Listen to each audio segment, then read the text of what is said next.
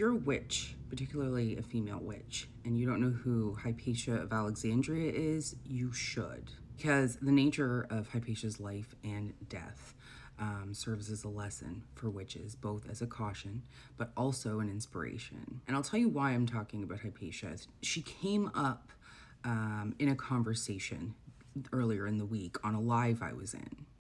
And one of them was accused of witchcraft because she could say the Lord's Prayer in Latin, and that was a forbidden language. So, but she was educated, so she gets accused of witchcraft. I would be toast on it. Yeah. What happened back in the more enlightened age, back in when the Greece was at its height and Egypt and all that were kind of together in the Ptolemaic era? There was this one woman, I can't remember her name, but she was a student of a famous philosopher. And she went around. Hypatia? Hypatia, that's her. And look what happened to her, even in a more enlightened sort of atmosphere. Yep. Grizzly, what happened? But based on the way Dan was describing that, I'm really surprised that I knew immediately that it was Hypatia he was talking about. And then after the live, for the rest of the day, I couldn't stop thinking about it. Hypatia of Alexandria wasn't actually born in the Ptolemaic period. She was born in the kind of late stages of the Roman Empire around 350-ish AD. And this is the time when paganism and Christianity coexisted. And Hypatia was a mathematician, and she was a philosopher and an astronomer. Hypatia was a pagan, but she was called a Neoplatonic pagan.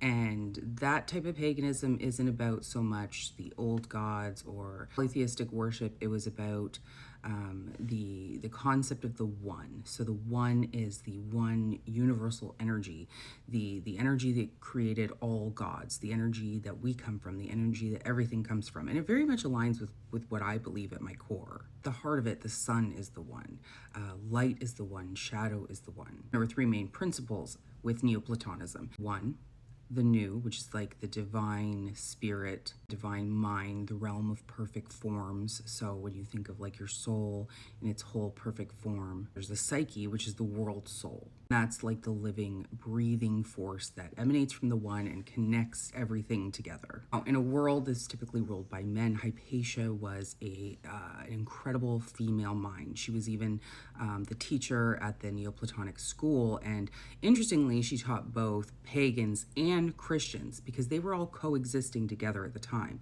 And the reason the Christians were drawn to her teachings because the concept of the one does align well with their, one God concept. However, at its core, in Neoplatonism, it would be that the one created the Christian God. There was a lot of upheaval at the time Hypatia lived, and there was a lot of political things going on. And because Hypatia was such a prominent figure in Alexandria, and she kind of had influence with both Christians and the pagans, she actually ended up falling victim to this kind of fanaticism that started rising up within the empire. On some rumors that people were saying, she influenced one person politically over another.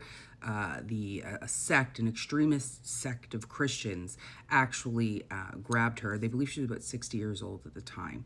They grabbed her and they dragged her through the streets, and trigger warning on this, they flayed her alive. The person leading the charge on that was Peter the Reader, who was a Christian, but he is rumored to, or very likely was, either one of her students or at one point one of her friends. Interesting side note, the way she was murdered was with an item called ostraka. It's a Greek word, and it means like shards. So she could have been flayed with roof tiles or oyster shells. And what's interesting is that this is where the term ostracized comes from. Another interesting thing about that is that the ostraka was like loose paper at the time. So it's like, shards of pottery or shells. And this is what people would write things on. And it was used for cursing. I am totally digressing here, but I have to tell you this. So it was used for cursing. You would write things on it, and they would use it to wipe their behinds with it. Anyways, that's my fun fact of the day.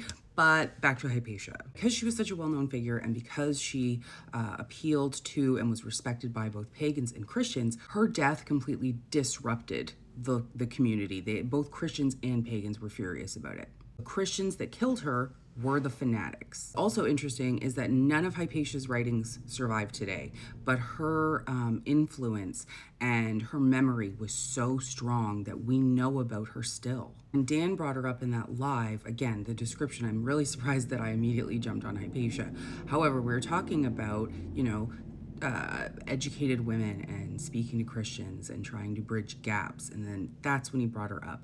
And to me, that brings up the lesson that's for us witches. Her death and the lesson isn't just don't anger the mob, and it's not about religion versus reason. It really represents is fear versus knowledge, fear versus influence. To the mob, Hypatia represented an authority that comes from within, and that particular mob was acting on a borrowed authority that they got from scripture, their hierarchy, from the certainty of the rumors that they heard. Whenever someone has influence or has answers, especially a woman, that is a threat. As far as how she inspires us, Hypatia of Alexandria is proof that truth and grace will outlast brutality. It will outlast the fanatics. Her killers are forgotten. Her words don't even exist, yet her memory and her light still burns in the scientific and philosophical communities. She reminds us to be fearless enough to leave our mark, even when we live in a time